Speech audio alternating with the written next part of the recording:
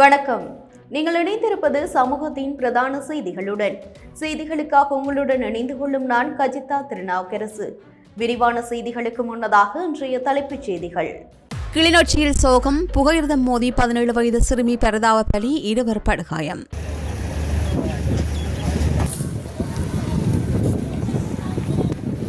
புங்குடுதீவில் உருக்குலைந்த நிலையில் சடலம் கரையொதுங்கல், ஊர்காவத்துறை போலீசார் தீவிர விசாரணை. தலைமன்னாரில் கொடூரம், கணவனின் கத்திக்குத்திற்கு இலக்காகி 2 பிள்ளைகளின் தாய் பரிதாப பலி. இலங்கை முழுவதும் போலீசாரின் அதிரடி வேட்டை, 490 பேர் கைது, பிடியாணை பிறப்பிக்கப்பட்ட 376 பேருக்கு வலைவீச்சு.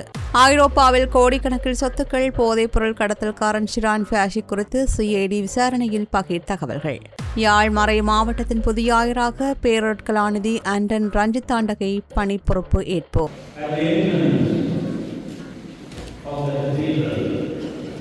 காவலில் கைதி மீது தாக்குதல் வீடியோ வெளியாகி பரபரப்பு, அம்பலாங்குட போலீஸ் உதவி ஆய்வாளர் அதிரடி இடமாற்றம். கடல் பகுதியில் பலத்த காற்றுடன் சீற்றம். நாட்டில் தீவிரமடையும் வறட்சி, 84,000க்கும் அதிகமானோர் பாதிப்பு, சில பகுதிகளில் மழைக்கு வாய்ப்பு. மருத்துவமனையில் கொடூர தீ விபத்து, 14 பச்சிளங்குழந்தைகள் பரிதாபகரமாக பலி. அவை எமது தலைப்புச் செய்திகள். இனி தொடர்பான விரிவான செய்திகள். கிளிநொச்சி யாழ்ப்பாணம் பல்கலைக்கழக வீதியில் உள்ள புகையிரத கடவையில் இன்று முற்பகல் 11:30 மணி அளவில் இடம்பெற்ற கோர விபத்தில் 17 வயதுடைய சிறுமியொருவர் சம்பவ இடத்திலேயே பரிதாபமாக உயிரிழந்துள்ளார். கொழும்பிலிருந்து யாழ்ப்பாணம் நோக்கி அதிவேகமாக பயணித்த புகையிரதம் குறித்த புகையிரத கடவையை கடக்க முயன்ற கார் மீது மோதியதில் இந்த விபத்து சம்பவித்துள்ளது. இந்த விபத்தில் காரில் பயணித்த கிளிநொச்சி செல்வா நகர் பகுதியைச் சேர்ந்த தினேஷ்குமார் லானி என்ற 17 வயது சிறுமி உயிரிழந்தவராவார். மேலும் காரில் பயணித்த 2 பலத்த காயமடைந்த நிலையில் உடனடியாக மீட்கப்பட்டு கிளிநொச்சி பொது வைத்தியசாலையில் சிகிச்சைக்காக அனுமதிக்கப்பட்டனர். சம்பவம் தொடர்பில் கிளிநொச்சி போலீசார் வழக்கு பதிவு செய்து தீவிர விசாரணைகளை மேற்கொண்டு வருகின்றனர். பாரிஸ் வாழ் மக்களே, உங்களின் பேராதரவை பெற்ற கல்யாணி மற்றும் அன்னபூரணி தயாரிப்புகள் இப்போது 2 கிளைகளிலும். பிடி கேஷன் கரி லாச்சப்பல், பிடி சூப்பர் ஸ்டோர் ஹார்லி கோனஸ். புங்குடுதீவு கடற்கரையில் இன்று காலை இனங்காண முடியாத அளவிற்கு உருக்குலைந்த நிலையில் சடலம் ஒன்று கரையொதுங்கியுள்ளது அப்பகுதியில் பெரும் பரபரப்பை ஏற்படுத்தியுள்ளது. இன்று காலை வழக்கம் போல் கடற்தொழிலுக்காக சென்ற மீனவர்களே கடற்கரையில் கரையொதுங்கியிருந்த இந்த சடலத்தை கண்டு உடனடியாக ஊர்காவத்துறை போலீசாருக்கு தகவல் வழங்கியுள்ளனர். கரையொதுங்கிய சடலம் யார் என்பது இதுவரையில் அடையாளம் காணப்படவில்லை. சடலத்தை மீட்டு உடற்கூட்டு பரிசோதனைகளுக்காக யாழ்ப்பாணம் போதனா வைத்தியசாலை கொண்டு செல்வதற்கான ஏற்பாடுகளை ஊர்காவத்துறை போலீசார் மேற்கொண்டமை குறிப்பிடத்தக்கது. நாடு முழுவதும் போலீசாரால் முன்னெடுக்கப்பட்ட விசேட பாதுகாப்பு நடவடிக்கைகளின் போது குற்றச்செயல்களுடன் நேரடியாக தொடர்புடைய 24 நபர்கள் அடையாளம் காணப்பட்டுள்ளதுடன் 490 சந்தேக நபர்கள் கைது செய்யப்பட்டுள்ளனர். வெளியிடப்பட்ட போலீஸ் அறிக்கையின்படி நாடு முழுவதும் சுமார் 26,868 நபர்கள் தீவிர சோதனைக்கு உட்படுத்தப்பட்டனர். இந்த சோதனை நடவடிக்கையின் போது நீதிமன்றத்தால் திறந்த பிடியாணை பிறப்பிக்கப்பட்டிருந்த 148 பேர் உட்பட பிடியாணை உத்தரவில் நிலுவையில் இருந்த மொத்தம் 376 பேர் போலீசாரால் அதிரடியாக கைது செய்யப்பட்டனர். குற்றச்செயல்களை கட்டுப்படுத்தும் நோக்கில் இந்த விசேட தேடுதல் நடவடிக்கைகள் தொடர்ந்தும் தீவிரப்படுத்தப்பட்டு வருகின்றன. தற்போது தடுப்பு காவலில் விசாரிக்கப்பட்டு வரும் பிரபல போதைப்பொருள் கடத்தல்காரரான ஷிரான் பாசிக்கிற்கு ஐரோப்பிய நாடுகளிலும் துபாயிலும் பல கோடி ரூபாய் மதிப்பிலான சொத்துக்கள் இருப்பது குற்றப்புலனாய்வு பிரிவின் விசாரணையில் அம்பலமாகியுள்ளது. மத்திய குற்றப்புலனாய்வு பிரிவு அதிகாரிகள் நடத்திய தீவிர விசாரணையில் அவர் சுவிட்சர்லாந்து, இத்தாலி மற்றும் பிரான்ஸ் ஆகிய நாடுகளுக்கு சுற்றுலா பயணங்களை மேற்கொண்டு அங்கிருந்தபடியே ஹோட்டல்கள் மற்றும் சொகுசு வாகனங்களை வாங்கி வணிக நடவடிக்கைகளில் ஈடுபட்டு வந்தமை தெரியவந்துள்ளது. மேலும் சந்தேக நபருக்கு துபாயில் 1.5 கோடி ரூபாவிற்கும் அதிக மதிப்புள்ள ஜீப் வாகனம் ஒன்றும் உள்ளது கண்டறியப்பட்டது. இது மட்டுமன்றி கொழும்பு கடற்பாதை வீதியில் உள்ள சில ஹோட்டல்கள், புரலஸ்கமோ பகுதியில் உள்ள தொலைபேசி விற்பனை நிலையங்கள் உட்பட இலங்கையிலும் அவருக்கு பல கோடி ரூபாய் மதிப்பிலான சொத்துக்கள் இருப்பது குறித்து போலீசார் தொடர்ந்தும் தீவிர விசாரணைகளை மேற்கொண்டு வருகின்றனர்.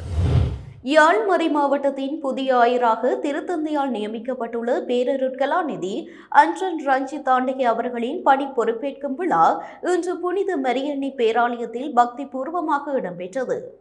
நிகழ்வின் தொடக்கமாக யாழ் புனித மடத்தினர் சிறிய குறுமட நுழைவாயிலில் புதிய ஆயருக்கு அமோக வரவேற்பு அளிக்கப்பட்டு அங்கிருந்து பவனியாக பேராலயத்திற்கு அழைத்து வரப்பட்டார்.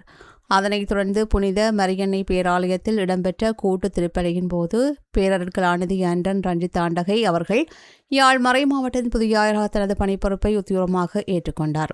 இந்த விழாவில் கொழும்பு மறைமாவட்ட அதிவணக்கத்திற்குரிய கர்தினால் மெல்கம் ரஞ்சித் ஆண்டகை, பல்வேறு மறை மாவட்டங்களின் ஆயர்கள், அருட்தந்தையர்கள், அருட்சகோதரிகள், சர்வமத தலைவர்கள், அரசியல் பிரமுகர்கள், போலீஸ் மற்றும் ராணுவ உயர் அதிகாரிகள், பொதுமக்கள் என்று பெருந்திரளானோர் கலந்து கொண்டு சிறப்பித்தனர். Blue ocean group of companies இலங்கையின் வளர்ச்சியோடு உங்கள் வாழ்க்கையையும் உயர்த்துகிறோம்.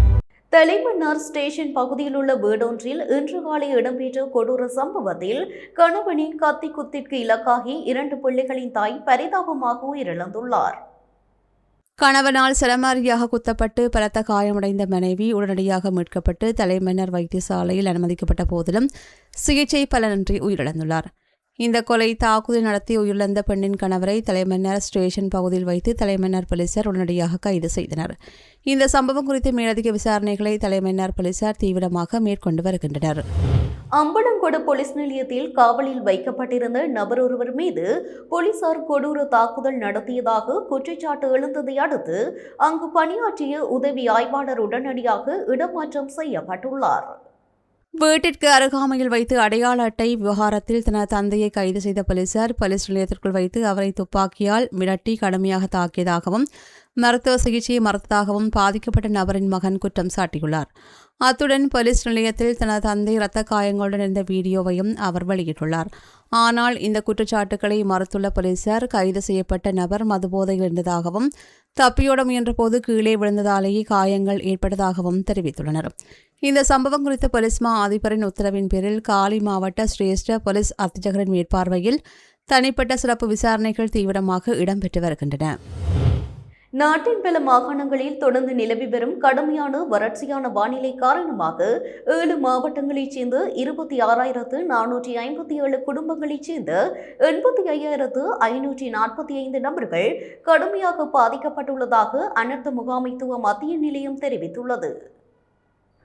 பாதிக்கப்பட்ட 5 மாவட்டங்களின் 22 பிரதேச செயலக பிரிவுகளில் உள்ள 75,734 நபர்களுக்கு போதிய குடிநீரை விநியோகிக்கும் பணிகள் தற்போது அவசரமாக முன்னெடுக்கப்பட்டு வருகின்றன. அதே நேரம் மேல் சப்ரகவா வடமேல் மாகாணங்களிலும் கண்டி, நுவரெலியா, காலி, மாத்தறை மாவட்டங்களிலும் இன்று அவ்வப்போது மழை பெய்யக்கூடும் என்று வளிமண்டலவியல் திணைக்களம் தெரிவிப்பதாக அதிகாரி மலித் பெர்னாண்டோ குறிப்பிட்டுள்ளார். இதனிடையே மேல் நீர்பிடிப்பு பகுதிகள் பெய்த மழை காரணமாக குக்குலே கங்கை நீர்த்தேக்கத்தின் ஒரு வான்கதவு திறக்கப்பட்டு வினாடிக்கு 20 கிலோமீட்டர் நீர் குடாகங்கைக்கு திறந்துவிடப்படுவதாக நீர்த்தேக்க பொறியியலாளர் தெரிவித்துள்ளார். காங்கிசந்துறையிலிருந்து மன்னார் வழியாக புத்தளம் வரையிலும் கம்பாந்தோட்டையிலிருந்து பொத்துவில் வரையிலும் உள்ள கடல் பகுதிகளில் இன்று காலை 10:30 மணி வரை பலத்த காற்றும் கடுமையான கடல் கொந்தளிப்பும் நிலவும் என வளிமண்டலவியல் திணைக்களம் சிவப்பு எச்சரிக்கை விடுத்துள்ளது.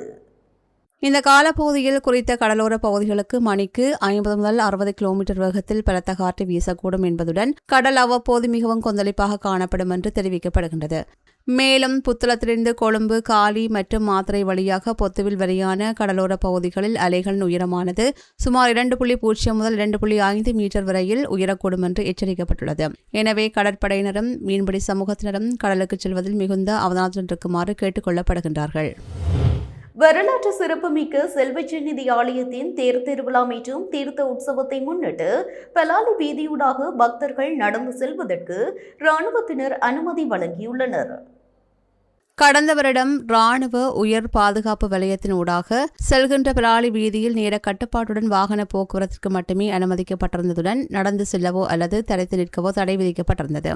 இந்நிலையில் நாளை இடம்பெறவுள்ள தேர் திருவிழா மற்றும் நாளை மறுநாள் இடம்பெறவுள்ள தீர்த்த திருவிழாவை முன்னிட்டு ஆலயத்திற்கு செல்கின்ற பாத யாத்திரிகர்கள் மற்றும் காவடிகள் காலை 6 மணி முதல் இரவு 9 மணி வரையில் குறித்த வீதியூடாக நடந்து செல்லவும் வீதியில் தடைத்து நிற்கவும் ராணுவ உயர் அதிகாரிகளால் அனுமதி அளிக்கப்பட்டுள்ளது.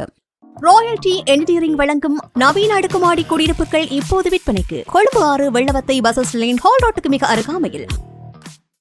நாட்டில் தீவிரமடைந்துள்ள எல்னினோ காலநிலை மாற்றம் காரணமாக யாழ் தேசிய பூங்காவில் கடும் குடிநீர் தட்டுப்பாடு ஏற்பட்டுள்ளதை அடுத்து அங்கு போதிய நீரை விநியோகிக்கும் பணிகள் நீர்த்தாங்கிகள் மூலம் முன்னெடுக்கப்பட்டு வருவதாக தேசிய நீர்வளங்கள் மற்றும் வடிகாலமைப்பு சபை தெரிவித்துள்ளது. இதேவேளை எல்னினோ வறட்சி காரணமாக நாட்டின் 7 மாவட்டங்களைச் சேர்ந்த 26,457 குடும்பங்களைச் சேர்ந்த 84,545 பேர் கடுமையாக பாதிக்கப்பட்டுள்ளதாக அனர்த்த முகாமைத்துவ மத்திய நிலையம் தெரிவித்துள்ளது. இதில் குடிநீர் தட்டுப்பாட்டை எதிர்கொண்டுள்ள 22 பிரதேச பிரிவுகளைச் சேர்ந்த 75,734 பேருக்கு அவசரமாக குடிநீர் விநியோகிக்கப்பட்டு வருகின்றது. குறிப்பாக மொனராகலை மாவட்டத்தில் 35,639 பேரும், மட்டக்களப்பு மாவட்டத்தில் 28,523 பேரும் இதனால் பயனடைந்துள்ளனர். மட்டக்களப்பு மாவட்டத்தில் வறட்சியால் பாதிக்கப்பட்டுள்ள சுமார் 9,500 குடும்பங்களுக்கு குடிநீர் வழங்கும் பணிகள் தங்குதடையின்றி தொடர்ந்தும் இடம்பெற்று வருவதாக மாவட்ட அரசாங்க அதிபர் JS அருள்ராஜ் உறுதிப்படுத்தியுள்ளார்.